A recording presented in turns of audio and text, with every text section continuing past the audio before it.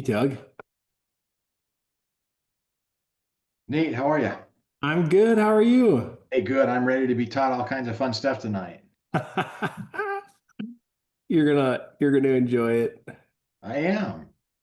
How have you been? Good, great. I'm teaching a different class this year, this next Uh, semester. what are you doing? Rural health? No, that's the one I have been doing. I think it was Josh Thompson's old class. Oh, good. I'll have to go find which one it's called. And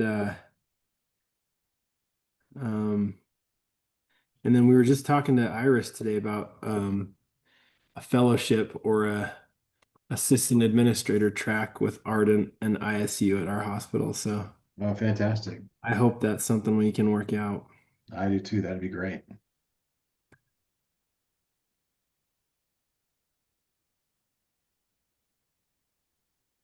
I don't know. It's a pretty special week, Nate. I get to be in two meetings with Britt Barrett in the same week.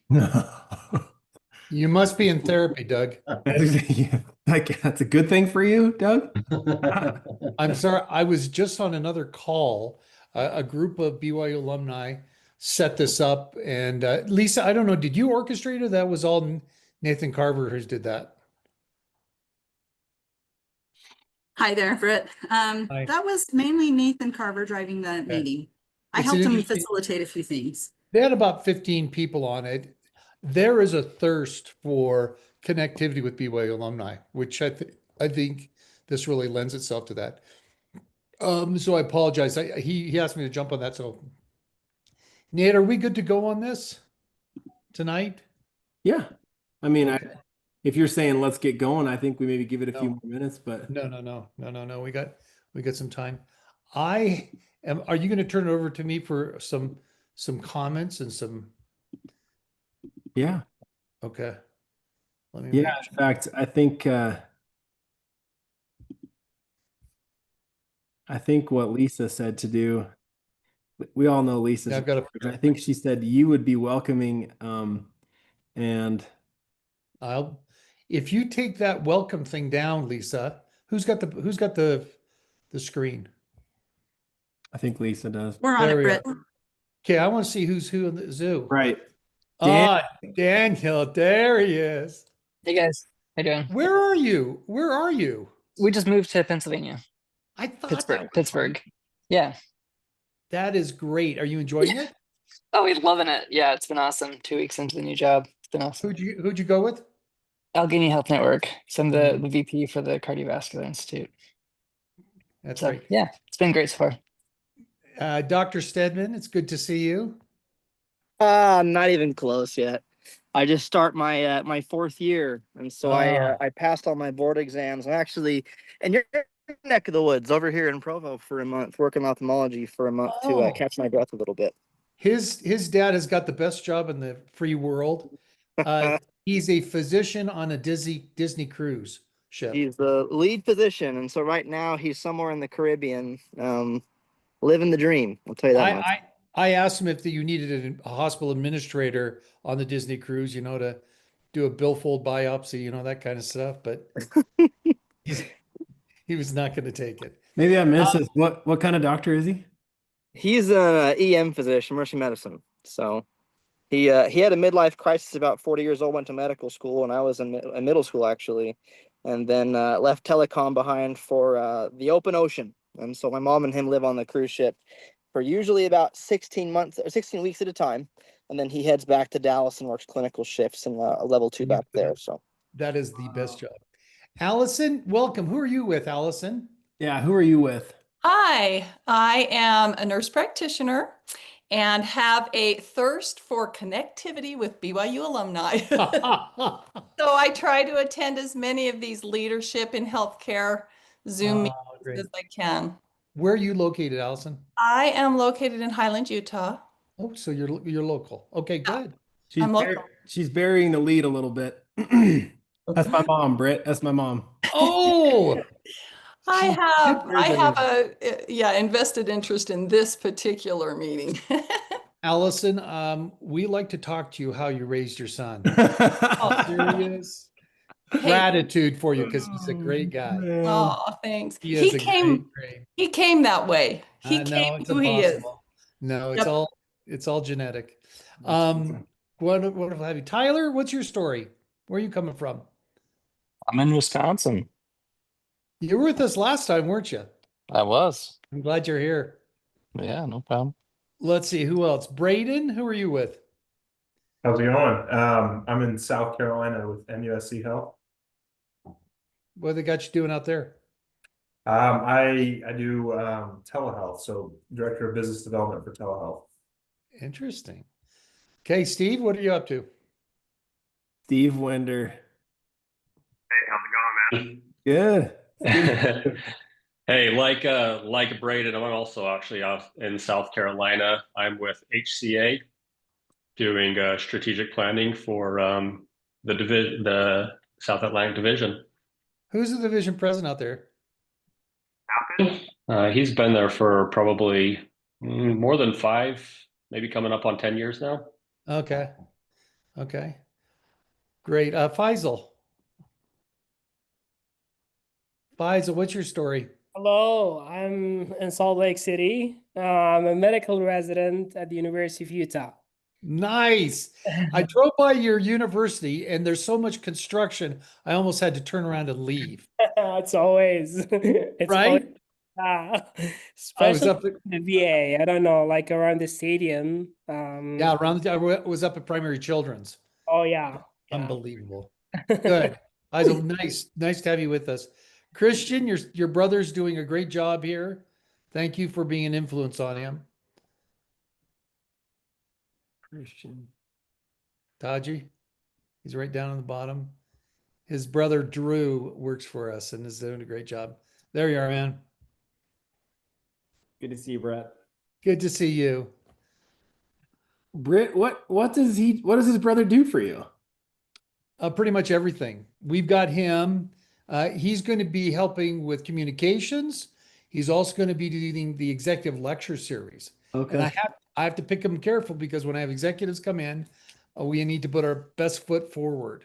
And so he and Luke Summers, I don't know if you can believe this, but I have 13, 14 teaching assistants and research assistants. Here's a little bit. Are we recording this, Lisa? Yeah. Please don't. No. Yes. Oh, crap. Yes, Okay. we are, Britt. Apparently at BYU, they have a strict limit on FTEs. So you can't hire anyone full time. You can do them part time. And so when my position was approved, it was like, the crossing of the Red Sea. And so we have all these TAs are doing things. They did the Wasatch Cup, they do the Leadership Summit, they do the Big 12 case competitions. We have all these students, but it's a phenomenal experience for them. It's just really an amazing. So Christian's brother Drew is one of our teaching assistants and a leader. So, and he's had a great experience, been really impactful for him too. So I'm thrilled. Well, what do you say, Nate? Shall we start? Yeah, sure. Welcome to everyone. Actually, that's you, Nate. You're welcoming. I'm presenting. Well, if you guys were on the last call a couple months ago, you know what the drill is here. Really, this is to accomplish a couple things. The first is what we always try to do, which is get together and network a little bit. Britt's the champion for networking and making that a huge part of your career progression. So a huge kudos to Britt for always pushing to get this kind of stuff off the ground. If you weren't here last time, just understand that this is a somewhat informal, but also we're going to try to put some structure to these things so that we can come away not only with some new faces and names that we can connect with, but also maybe just a few tidbits of information to talk about what the industry is doing and things that we could potentially take back to our day jobs. So thank you guys for being on this call. We're going to try to do this more often. Britt, you're going to talk about this, I'm sure, but the reason that we have this group and the reason that we have a BYU healthcare leadership group is to transform healthcare through Christ-like leadership. And this is the only group that I know of that I participate in that you can talk about those things in tandem. And I mean, in my day job, you guys probably all do this just like I do, but there's so many times where you're like, man, there's a gospel principle here. Something that I talked about in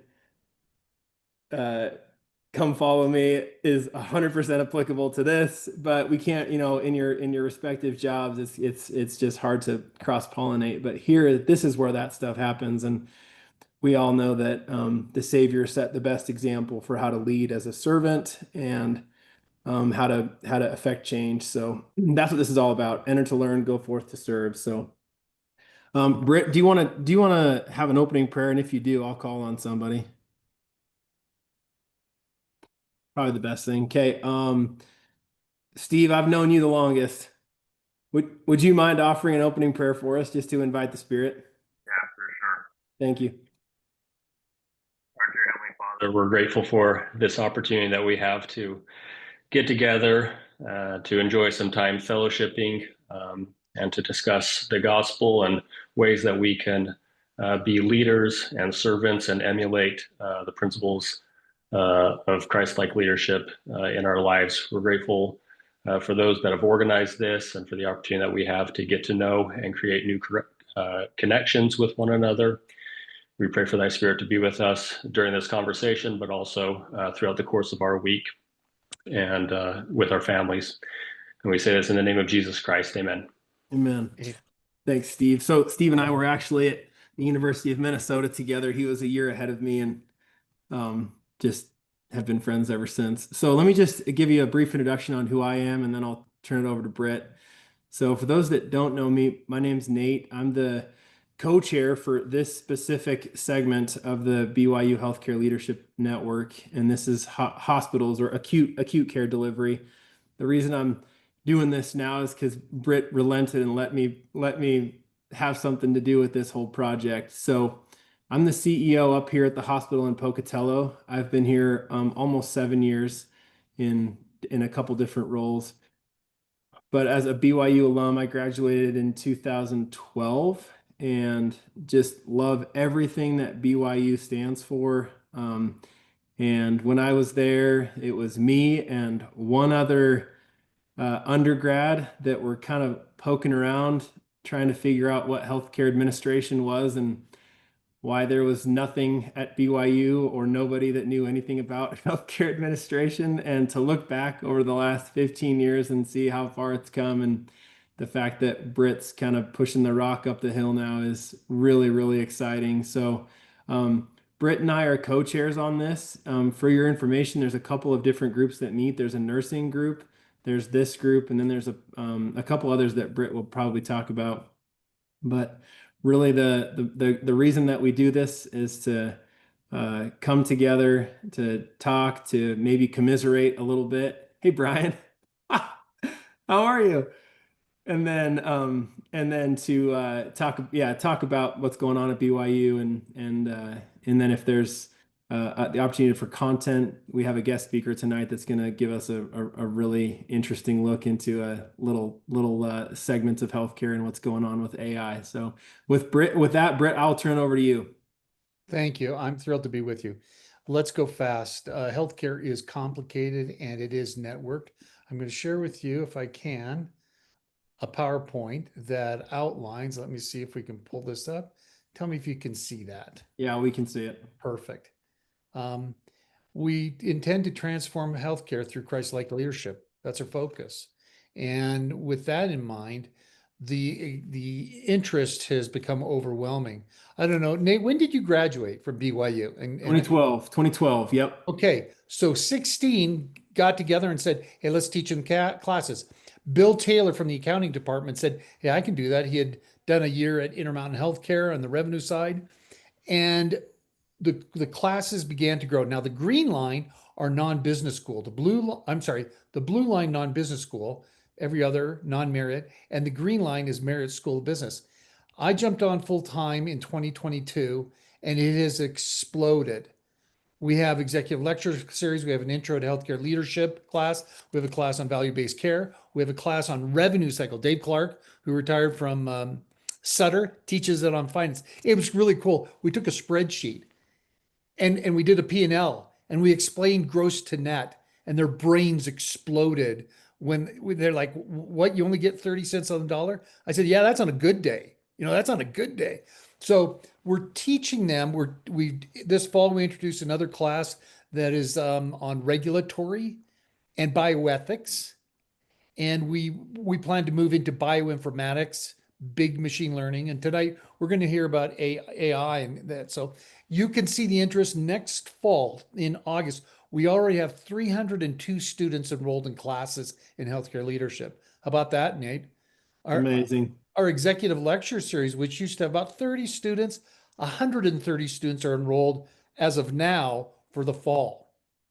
And so if you're interested in coming in to speak or be on a panel, I'm all in. You're the folks I want to introduce. I'm grateful for CEOs, but I'm also interested in those about maybe 5-10 years, so that the students have line of sight. So when they look at Nate, they're like, oh yeah, well that's decades ago in the future. How about 5 years from now? So that's the enrollment in the classes. Our club, 700 students in our club. In August 28th, we're having a retreat at my home with all the leaders. We have, Lisa, how many TAs do we have? I think total 19 students that are working on the Wasatch Cup, the Big 12 Cup. We have a leadership summit. We're doing research on executive turnover. So we have a lot of students moving in that direction. So let me go through a couple more slides. Oh, that's not what I wanted to do right here. Well, that won't cooperate, will it? Let's go here again. It's really not cooperating, is it?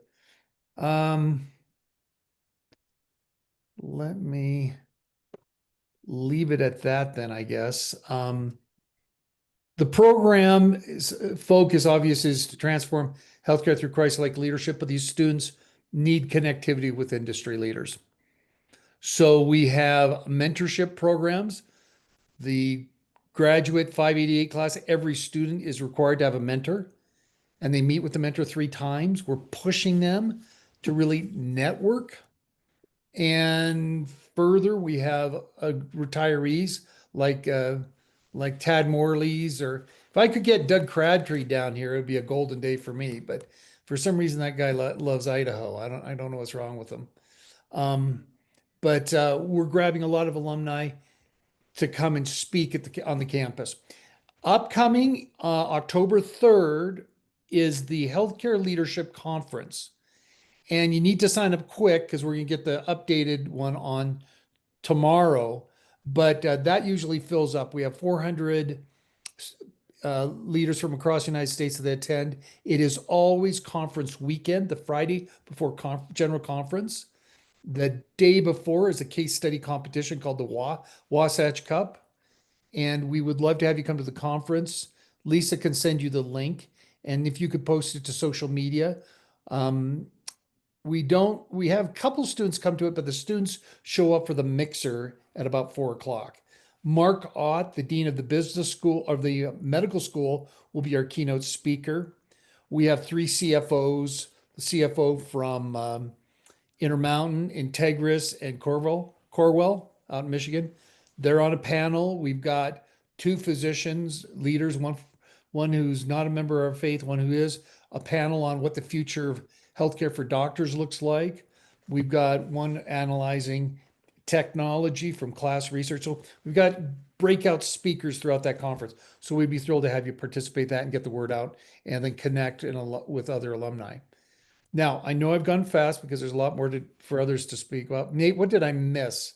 What do you think I need to hit on? Well, I'll just reiterate that October, what are we calling that? What's the October 3rd thing? Healthcare Leadership Conference. Guys, if you can go to one thing, it would be that. I know for people like Danny who are crossing the Rubicon to get back to Utah, it's difficult. But I go to work meetings, I go to leadership retreats, you name it, we're there. But the one thing that I always try to get to is that BYU leadership conference. It's a very fulfilling and edifying experience. So if you can make it to that, you will not regret it. Yeah, Marcotte will be he's the dean of the medical school. The medical school is fascinating. First class comes in September of 2027. It's going to be built where the old Provo High School is, for those that are from this area. They're going to demolish half of it, build out, start classes, and then demolish the other side, and complete the medical school. We're pitching the idea of a dual degree, MD, MBA. And so we're presenting that as a possibility. Harvard's got, or Yale's got one, Stanford's got one. We just think that makes a lot of sense for aspiring physicians to understand the business side of healthcare. And we've got a lot of entrepreneur doctors coming online, so it makes sense to give them that expertise. So the medical school and the infusion of the clinical folks, I think it's just perfect timing. Now, I will let you know that I wrote a book called Patients Come Second, which Bren's going to mention, but I'm working on my next book called Physicians Come Third. Huh? You like that? And it'll be working with doctors and how you collaborate with these brilliant. Is it really going to be called Physicians Come Third? Yeah, it's gonna be exactly. ACHE said we want you to write this, and I'm like, come on, I don't have the time. But I've got a couple TAs working on it. All the proceeds go to BYU's healthcare scholarship, so that'll fund some events for us. So if you would like to be a judge for the Wasatch Cup case competition or the Big 12 case competition, please let me know. The winning team receives $10,000. We've got donations from all over. And so if you'd like to be a judge, we would love to have you be a judge on those case competitions. Faisal, we would even love to have a doctor, or who else was Michael, if you're still around, it would be great to have you be a judge, listen to these suits and ties, present ideas and suggestions on moving forward. That would be a good one. That'd be a great one, actually. So actually, Allison, we should get Allison to do it. Nate, you have some leverage. She'd be a terrific judge. Wouldn't she? Would that be Oh, great? yeah. Okay. Yeah. That's all I have. Great. So, Britt, you want me to just keep going then? Please, time to introduce the speaker. Yeah. So let me introduce Benton. So we have as a steering committee, deliberated on what would be meaningful and good things for a group like this to hear about or to learn about. So we have a really good opportunity tonight to hear from Brenton Hill. He works for the Coalition for Healthcare AI, and he's got we got a little bit of a preview of what this is. So we're really excited to hear what he has to say. It's a nonprofit coalition focused on developing a set of consensus-driven guidelines and best practices for responsible use of AI in health, as well as supporting the ability to independently test and validate AI for safety and effectiveness. So Brenton is the real deal. I've known him for a very long time, and he unfortunately got an MHA and a law degree. I don't know what was wrong with the kid. Probably dropped him on the head, but now he has a significant voice, and AI is fascinating for the healthcare space. So Brenton, why don't you go ahead, and if you've got slides, I think you can present your screen if that's what you're able to do. There we are. Perfect. All right. Can everyone see that? And can everyone hear me? Yep. Fantastic. Well, thanks again for having me. As I said to the last group, I come here as a friend of BYU. I did not go to BYU for either my undergrad or my master's in advanced training. But I think the closest connection I have was I served in the Provo mission, and so I got my BYU experience uniquely on the mission. So it's great to be with you. No, I love being a part of BYU, and thanks again for inviting me. So let's dive right in here. So the first question I think we should be asking ourselves is what AI will become. And so I think about Buzz Lightyear. One of my favorite childhood cartoons was Toy Story. And at the beginning of the movie, you'll see this interesting sequence where Buzz and Woody are on the bed. Buzz pops out of the box. And Woody's like, "You're a toy, Buzz. You're not the real Buzz Lightyear. You're an action figure. Like, calm down. Don't hurt yourself." And so I think of AI the same way. Is AI just like a cool toy? Is it like another dashboard that organizations or companies are going to try to sell? Or is it going to be like the Lightyear in the new movie where it actually saves the day? And I think time will tell. But what I will say is the theme that I'm going to repeat throughout today is AI is not about the technology, it's all about the people. And so as we look at how do we define AI, I think there's so many definitions out there that confuse people. I'm an attorney, I'm an operations guy, I don't have any technological training, and so I try to boil things down into really simplistic points of view. And so I think there's generally right now three different types of AI that we can consider. One being traditional AI, developed in the late 60s by the military, has been around for decades now, and it's simply taking machine learning and tasks that humans do, training a computer to do it very accurately, and then repeating that over time. It does one thing, it does it really well. And so you'll see these types of AI solutions and applications in the radiology space, often in the disease prediction space, et cetera, et cetera.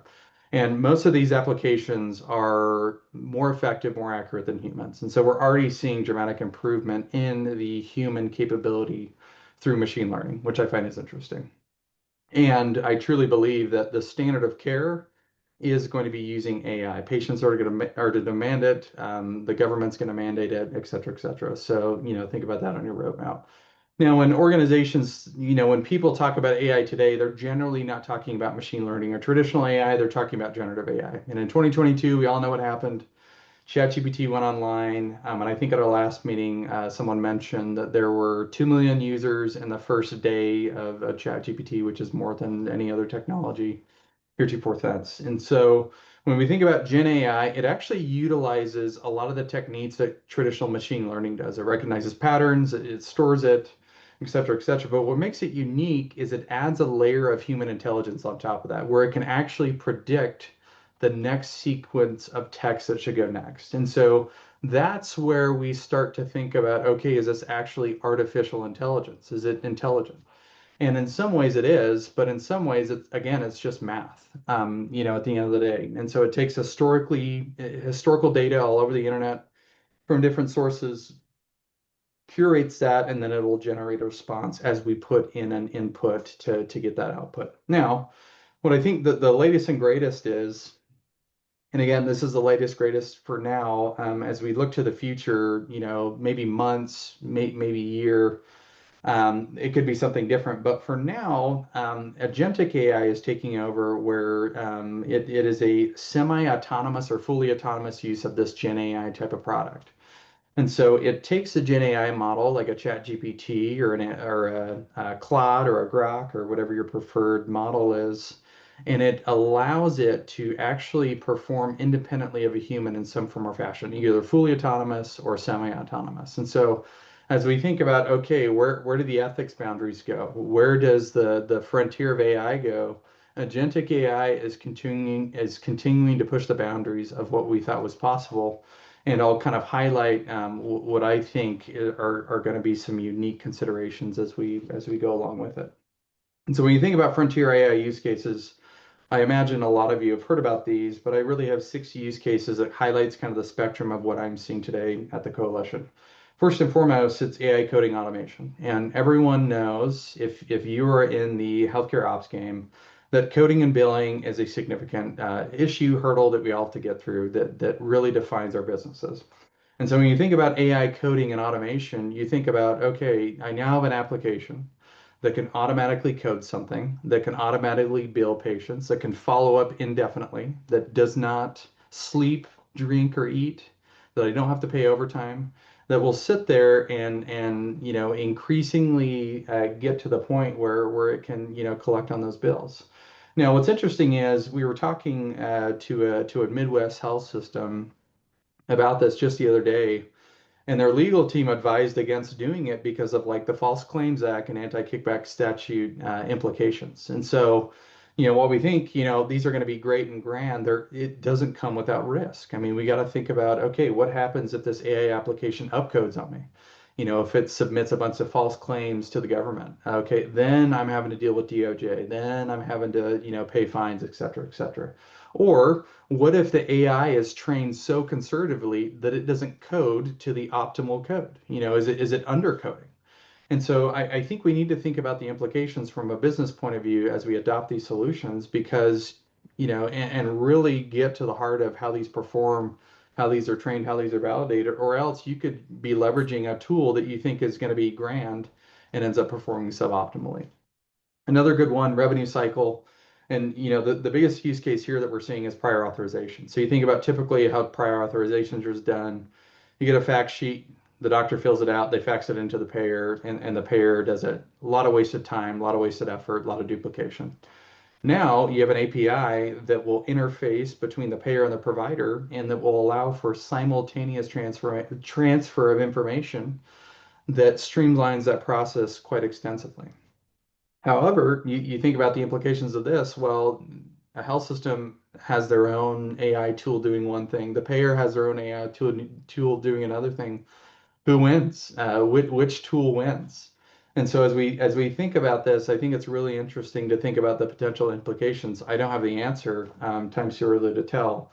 But as we think about AI tools on this, we also got to think about the offensive and what the potential implications are. The good thing about, I think, prior authorization and payers in particular is RFK over the last couple of weeks, he got these pairs together and he committed them to making sure that denials were only going to be done through AI using a human in the loop, which is seen as a best practice. And so the fact that they committed the largest payers in the nation to doing that, I think is one positive step forward that we're seeing at a policy level.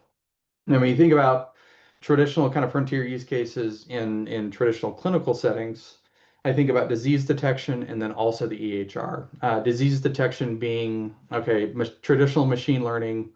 I trained it on hundreds of thousands of images to recognize one simple thing. So the picture you see here is a tuberculosis detection algorithm that was developed by MIT in 2021.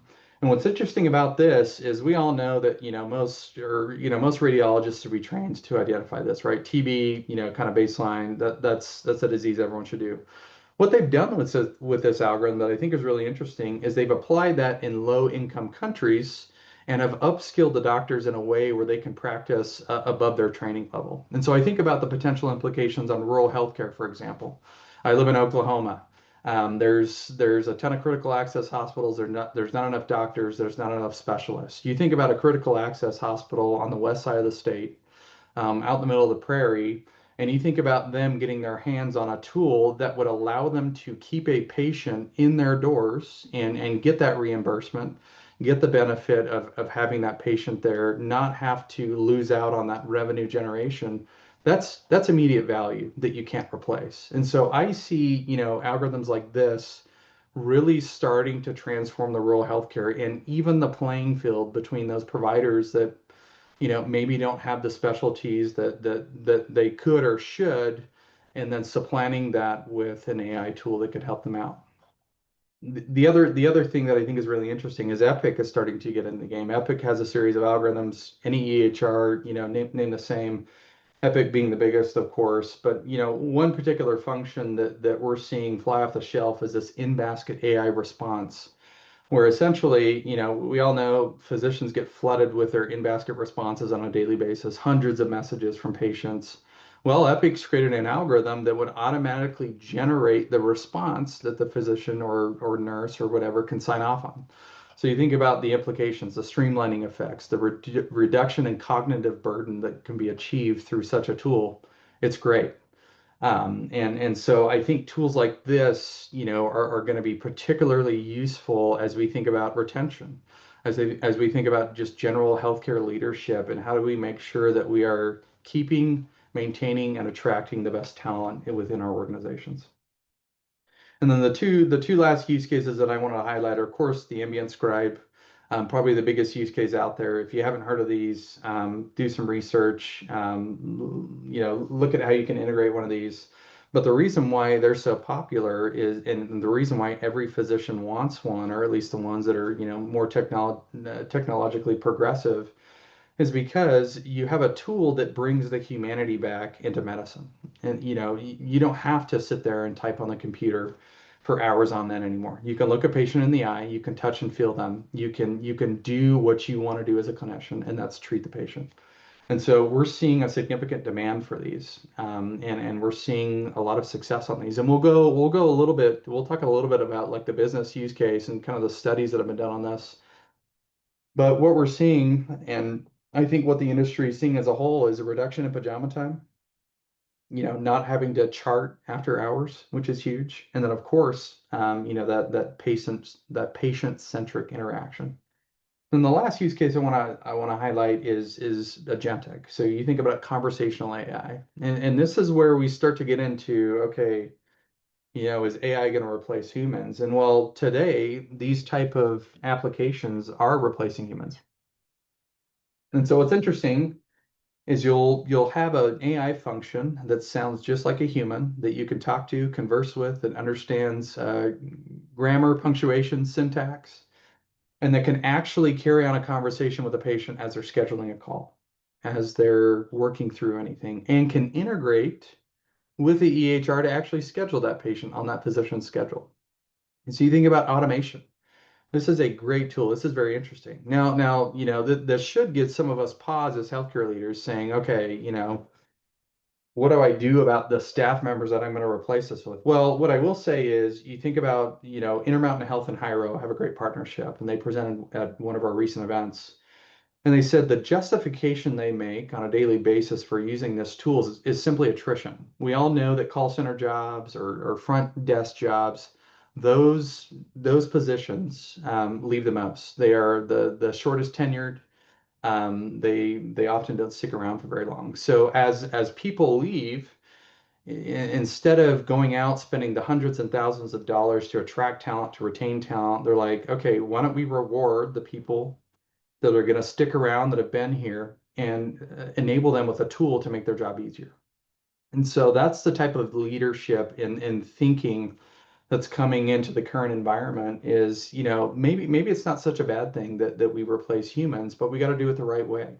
And we think about historically the invention, or I should say the invention of a computer put millions of secretaries out of work. And it was a big deal when that happened. Everyone threw a fit. And now, decades later, no one cares about it because everyone knows how to use a computer. I think AI will eventually get there, but we're going to have some growing pains as we consider the implications. Now, my favorite thing, and I put, long-term vision in quotes, because who knows, this could happen next week. But I think one of the long-term visions that we can expect is individualized AI. And what I mean by that is you take your data, your preferences, your writing style, knowledge, expertise, regardless of whether you're a clinician, you're an administrator, whatever. You take all that data that's stored on your computer, you train a large language model to recognize that, to identify the patterns. You take an AI agent that can act semi or fully autonomous, and you train it to do certain tasks throughout your day. Well, what does that mean? You could have something that is independently performing tasks on your behalf quite soon that could do as good of a job, if not a better job than you can. And so I'm left, as I ponder this, I'm left, what is my purpose? If an application can come and do that, what is my purpose? Where does my human input and action come into place? And so I think that's another interesting consideration that we have to grapple with. And we'll read a scripture from the Doctrine and Covenants later that kind of talks about that. But I think it's an interesting ethical question that we ask ourselves as we think about where technology is going. Now, I think one of the most important parts, especially to you as administrators or to physicians even, and again, I was talking to a physician out of London today, and I told her one of the most important things you should be worried about is the business case. You as a physician leader need to be worried about the business. And so, I know we have a couple of physicians on the call. you should be invested in the healthcare business side of things is what I will say. So, but typically right now administrators are making the call. But what we're seeing is the, kind of some contrary literature on AI scribe. So you have the AMA, very prestigious, out there saying AI scribe, saving 15,000 hours, restoring the humanity of medicine. Great, great, great, great AMA. And then you have the Peterson Institute of Health Technology, a group out of New York that's independent, that's actually doing independent studies with hospitals and health systems around the country, saying there's mixed feedback on what's happening here. And, oh, and by the way, if you look at this bottom one, there's no there's no clear financial ROI on this. So all our P&L leaders. And so what do we do? What do we think about? Well, I think most organizations are justifying this as, okay, maybe I can't justify the spend from an ROI perspective. Maybe it just makes my physicians happier, maybe it makes them stay around longer. But I think a lot of people are opting for that level of data and that qualitative data that you often hear out on the floor and stuff, as opposed to pure financial ROI, because right now it's too early to tell. And so as you're making decisions around what technologies we procure, about what technologies we roll out, I will warn you that AI right now, there's not always a clear ROI. And so you're going to have to make justifiable decisions in your business operations on what do we procure, maybe sometimes more qualitatively than quantitatively, which I think is okay. At the end of the day, it's a good thing. Oh, and by the way, you look at the middle article here from Stat. This was about Summa Health taking a Duke sepsis algorithm, plugging it into their systems, and watching it miserably fail. By the way, you as business leaders, you should also realize that AI is not plug and play. Data's local. You cannot take an AI application that is out there, plug it into your system, and think it's going to work, because it's not. There has to be specific fine tuning and training to your population such that it recognizes that, it computes on that, and it has that. And so what I will say is, for all you that think, hey, my AI strategy is plug and play and we can do all this really quickly, that's not so. There's a lot of science to this that I think we need to think about. You need to hire the right expertise to get in there and actually perform the right evaluations to make sure that you are going to be set up for success, which we'll talk a little bit about that later. But again, some business considerations for you as you're thinking about this. And so some current challenges that I'm seeing, that I've already kind of mentioned, but that I want to reiterate are, one, the scalability. So when you think about a platform versus a point solution, there's a big distinguishing factor there. You think about interoperability. Can this actually work through my EHR? A lot of point solutions today cannot work in the EHR because EHRs are essentially monopolies today. They do not want to play nice with startups. And so you think about, hey, I found this great solution. Well, does it work with your EHR? Well, no. Well, no one's going to use it. So think about the implications of point solutions. And then you think about platforms. You think about, Epic or some of these other big platforms. Well, better interoperability, better scalability, but are you getting the best product? We hear from physicians every day who claim, yeah, everything I'm getting out of Epic's pretty trash. I'd rather have a point solution. But they're so locked into that ecosystem that they have no other choice. And so we're facing an interesting dilemma here of, do we offer what's easier, or do we take the hard road? There's not a good strategy here. It's individualized. It's up to negotiations with the vendors and the EHRs. Now you think about trust, both in the technology and from the end users. You probably all heard about the nurse walkouts at Kaiser the day after they rolled out an AI technology. Not great. Well, I can tell you that there was a similar AI application rolled out at Mercy out of St. Louis and had 100% adoption in a matter of weeks. What was the difference there? It was the people and the process. It was leadership. It didn't have anything to do with technology. Now you think about, okay, do I have sufficient data? You think about the uncertain legal policy landscape. Most organizations today, most attorneys take what the DOJ says, what the federal government says, what the agency says, and they do it. Well, when the government doesn't tell you what to do, what do? Most people are stuck in that right now. And when there's Biden era policies that are no longer being enforced by the Trump administration, people are left pondering, okay, am I going to get into trouble if I go wrong? I'm finding a lot of large institutions stalling right now because they have those questions, because they aren't willing to take any risks. And then you think about, of course, vendor lock-in, as I mentioned. You think about governance. How am I going to use this responsibly? And then, of course, leadership. Not only leadership to advance artificial intelligence, but your leadership. I believe that hospital execs that use and know how to use AI and have a good technology strategy are going to replace those that don't, that refuse, that don't see the light, because at the end of the day, this technology will transform healthcare. And so, one of the things that I'm more proud of that we've done at CHI is we just recently inked a partnership with the Joint Commission to join forces and develop playbooks for responsible use of AI. And so we're going to be developing a schema that a healthcare delivery system can take and adopt at their institutions, and then a voluntary certification program that they can actually take and get certified on their use of AI, so that they feel comfortable knowing what they do.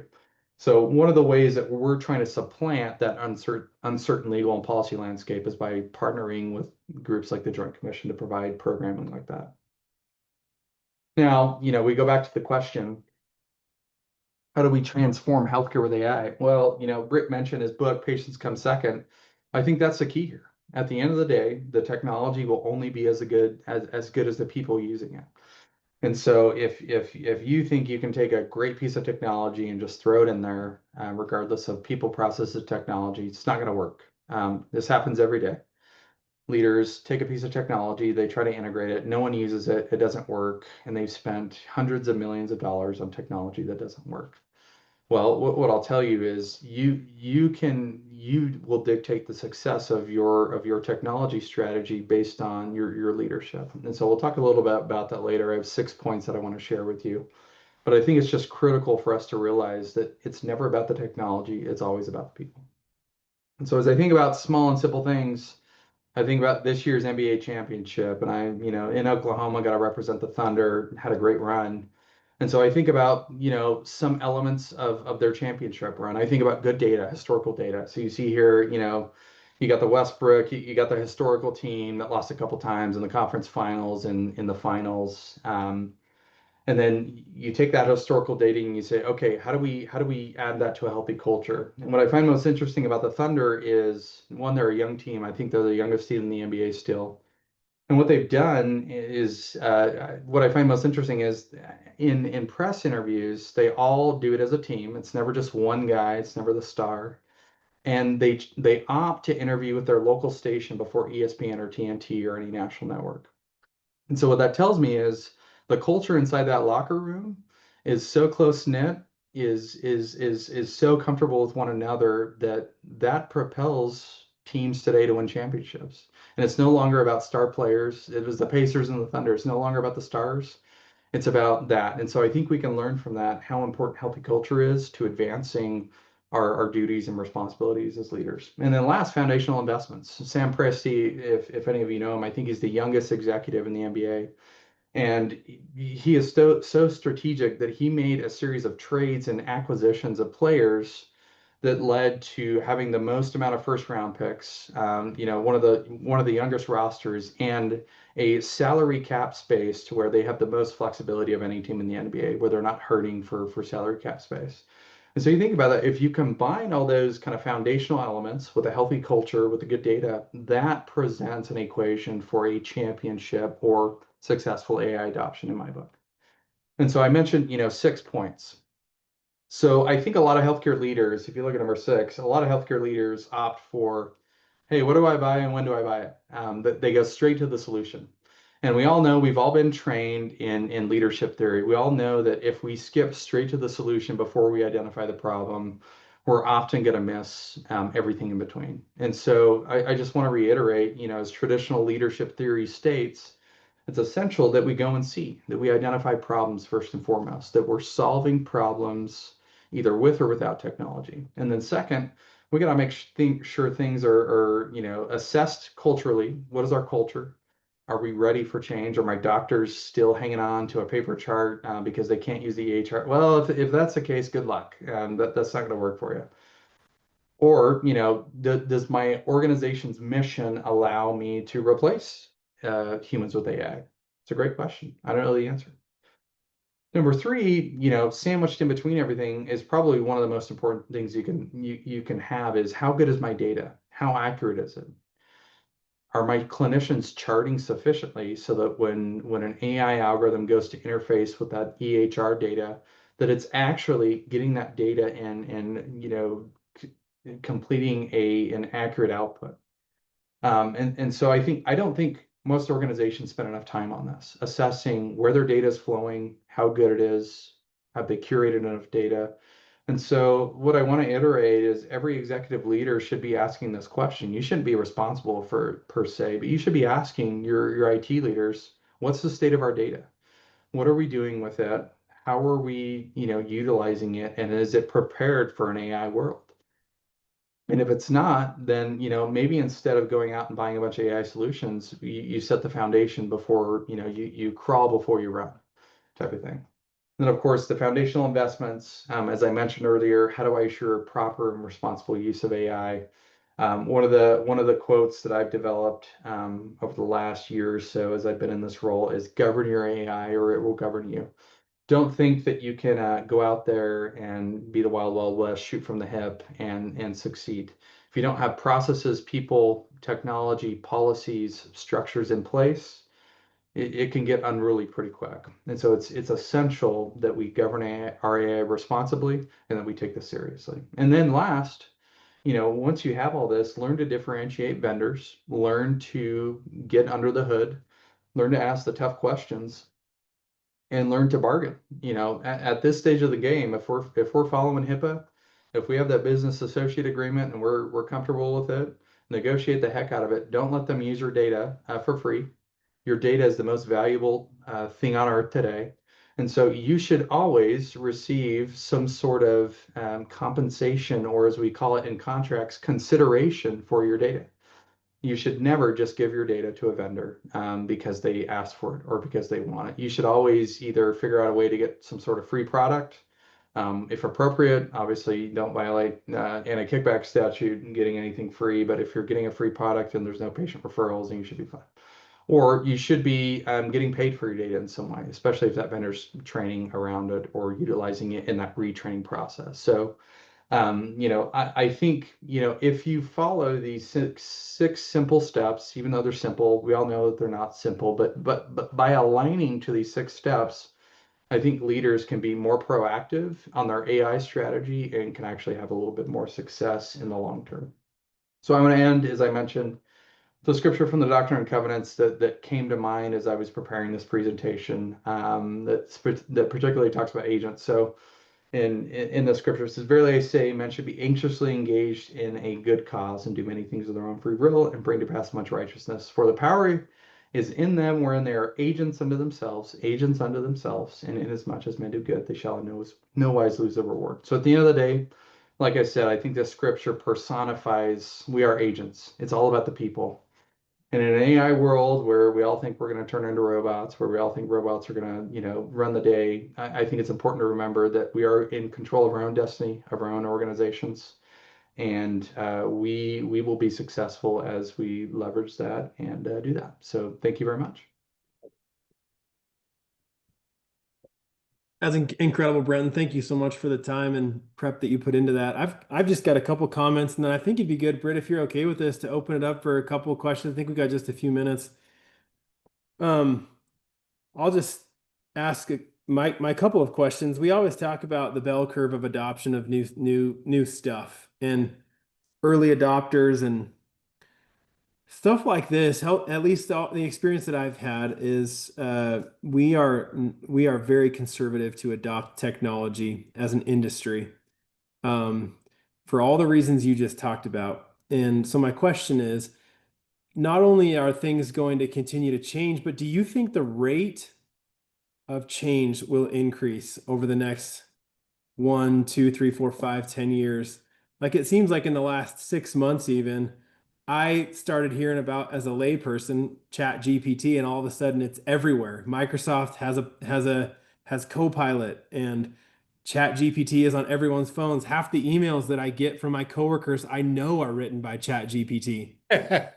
So do you think that the rate of change will increase so that this becomes more commonplace, and that hospitals that are stuck in the late 90s will become more able to adopt this kind of thing and more comfortable with it? I mean, I definitely think the desire is going to be there.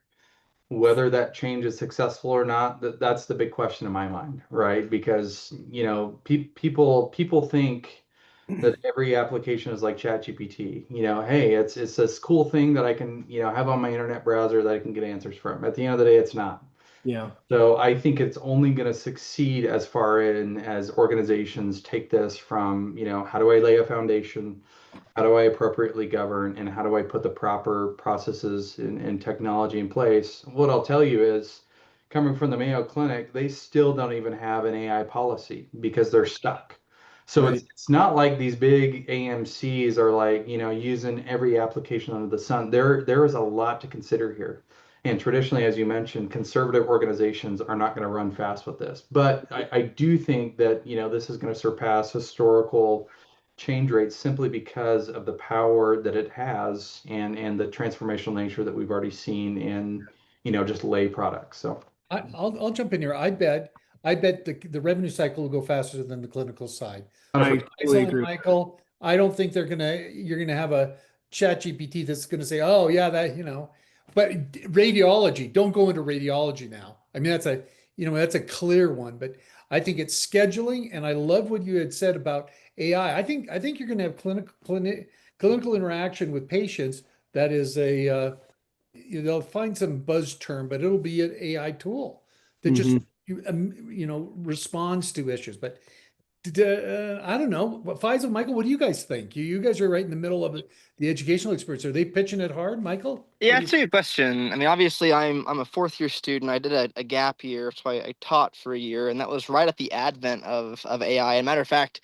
there are AI tools out there that pull specifically from medical journals when it comes to asking clinical questions. And so everything that it cites you is not coming from X or coming from, whatever. It's coming from reputable PubMed, source material. But that kind of is the question that we've all faced. I actually helped pioneer a course in leadership in medical school.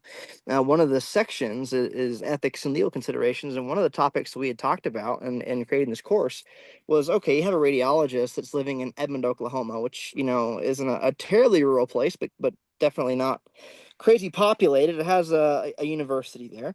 But if you're in somewhere, an hour outside of that, and you've got someone that's a critical CT scan, and that CT scan, is kind of questionable, and we're in an age where AI is there, and AI hops in there and says, oh, I don't see anything wrong. And then, we basically buy that story and then don't push medications, and why don't we miss the pulmonary embolism? Who's on the hook for that? And that's kind of the as we kind of go off of that question, I want to pose to Brenton here is, do you see a way that we can actually at some point figure out the litigious nature of using AI within healthcare? Because the problem that we're seeing is in radiology. I mean, you won't catch anyone dead going into that now because their job very well could be overseeing 20 or 30 AI models that just read scans all day long.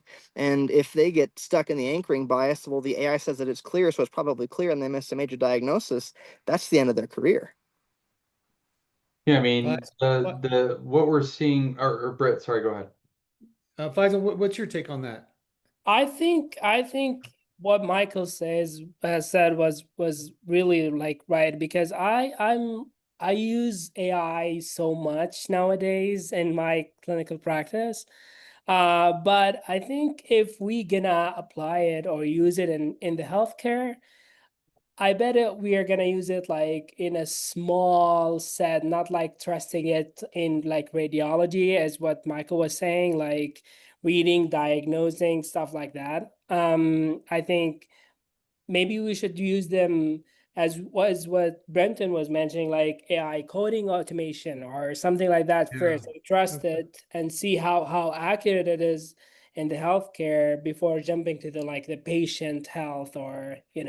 Although you remember when docs used to have to read EKGs, and now no one reads an EKG. I used to pay like $100 to read an EKG.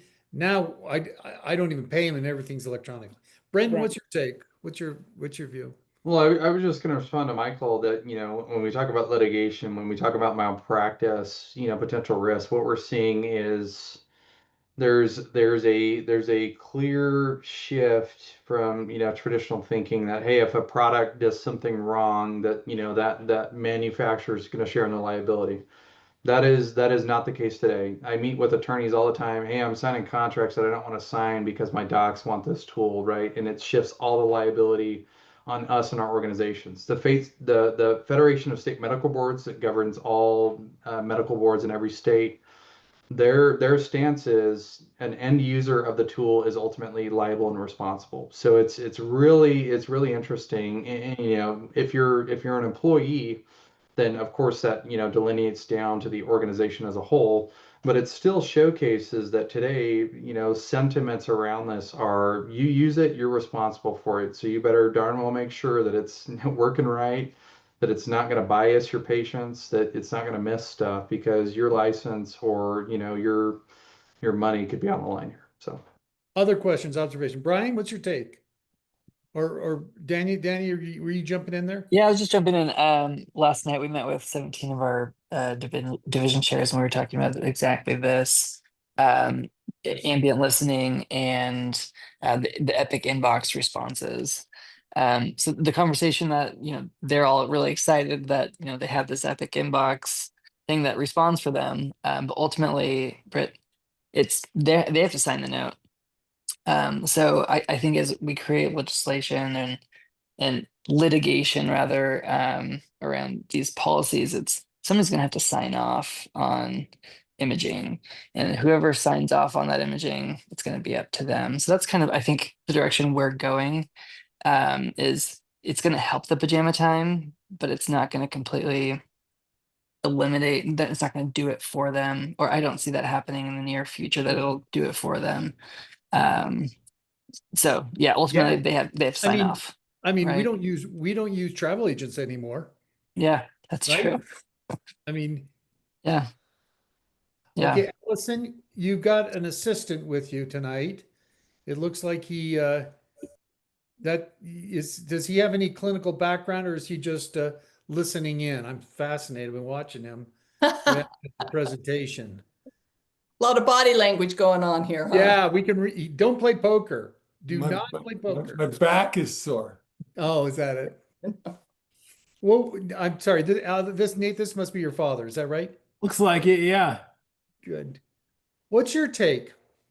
So I think people that think AI is going to move into medicine in a big way are about as smart as those that thought that cars would ever be done on an assembly line, or airplanes would carry people across the country, or computers would get into a house. So I'm a practicing physician. I'm retiring in a month. I'm a cardiologist, and I do look at EKGs every day. And I span back to when it was all paper charting and computers were just coming out. And a month ago, or a year ago, when we were on our mission in Samoa and we were doing a medical service mission, because the burden of doing notes and seeing patients was heavy enough, I adopted one of the point AI tools that was on Brenton's screen of 20 or 25 tools and started using that, and I brought it home with me. In terms of ROI, I went from paying a scribe $30,000 a year or $25,000 a year to paying $1,200 a year to license this. It's put me back to when I was a medical student, because I'm just sitting there knee to knee with the patient, talking randomly. We go through, everything in random order, and then these beautiful notes come out as good as any scribe that I've ever had. Of course, I read them and I have to sign off on them, which is appropriate, but I had to before. I think in terms of pajama time, it has transformed some non-pajama time into doing my notes, so that the amount of pajama time to begin with is low, and then the burden of that is very small. The value I see with a lot of the tools is that it automates the tedious stuff that we do, so that we can use our higher skills, the skills that we have come to the table with and that have been trained into us through our educations. We can use those skills much more during our day, instead of typing, and reading and so forth. So That's interesting. so I think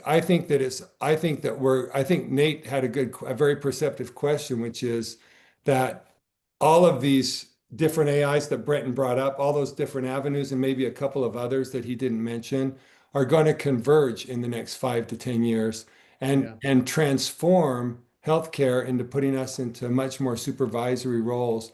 And I don't know what all my folks that are doing those sorts of things now are going to do, but I know that they'll be working. It's technology has always been that way. It just shifts the workforce. Yeah. Reactions, thoughts, others. Yeah, this is Brian. So yeah, it's amazing to see this progression of AI, and I have to think back to when we transitioned from paper medical records to electronic medical records, and just the pushback that we got from a lot of physicians and people that just did not want to go there. But they eventually got there, but it just took time, and it took time for them to develop a comfort level. And I think that's going to be the same thing here, right? There's going to be some that are younger physicians that are maybe more tech savvy. They're going to be able to just jump right in and just go with it. And then there's others going to be very reluctant to trust. And there's obviously going to have to be some verification for a long time on this, but it's fascinating to watch. I think it's smart for us to be mindful of it. And Brenton, I love the process that you went through, because as we implemented Meditech, right? Remember Meditech? And because it was just, hey, it's going to solve all our problems, it was really a billing tool. I think your process, your 6 steps, beautiful. You've got to figure out culture. You've got to find the issues. You've got to narrate it. Don't go to the solution as your first step. I think that's really wise. Any other observations, thoughts? I had one question.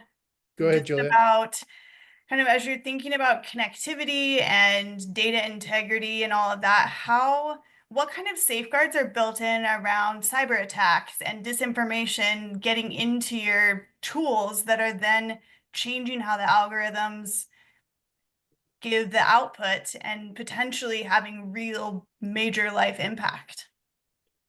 Yeah, I mean, I'll go quick here because I know we're over time, but what's interesting is you talk to any cybersecurity expert, and most systems today are very secure. They have all the proper safeguards, they have all the certifications. You can full screen. The single point of entry that people are actually getting attacked from are like phishing emails, are like 80 or 90% of actually how hackers get into the system. So it's actually humans that are the that are the problem. That are gullible, that are vulnerable more so than the technology. So I think, again, like I iterated earlier, it's not about the technology most of the time, if not 100% of the time. It's all about the people, processes, and then that underlying foundation. And so if you have that set in place, that's ultimately what you need. Allison, it's robots. That's what we need for the clinical side. The answer is robots. Okay. Brenton, thank you so much. Let Nate close us out, but I want to thank you all, and I hope you can join us for the October 3rd event. I think it's going to be fantastic. So, Nate? Just 2 housekeeping items. Can we get a copy of these slides, Brenton? Would that be possible? Of course. There's 1 or 2 of those that I wanted to take a picture of, but I just wasn't fast enough. I'd love to get a copy of that. And then, Britt, is there a way that after these meetings, we could send out the attendee list and contact info or something like that, so that if we've got, there's a couple people on here that I want to get in touch with, but I don't know how to. So I think that'd be really useful and helpful for us. You're on. We'll do that. Lisa can make that happen. Anything else, guys? Go ahead. I want to thank Lisa and Lisa Rest for putting this all together. Let's give him a round of applause. Yeah, thank you so much. A lot of work that goes behind the scenes on this stuff. Any other questions or about this, or about just the direction that we're going as a group? Okay. Well, we appreciate your time, you guys. Thank you so much. It's so great to see you all and be a part of such a special thing. So we'll be back in touch in a couple of months. Thank you. Thanks, Nate. Thanks for bringing it. Thanks, guys. Thanks, y'all. Hey, Britt, are you still around? He is not around still.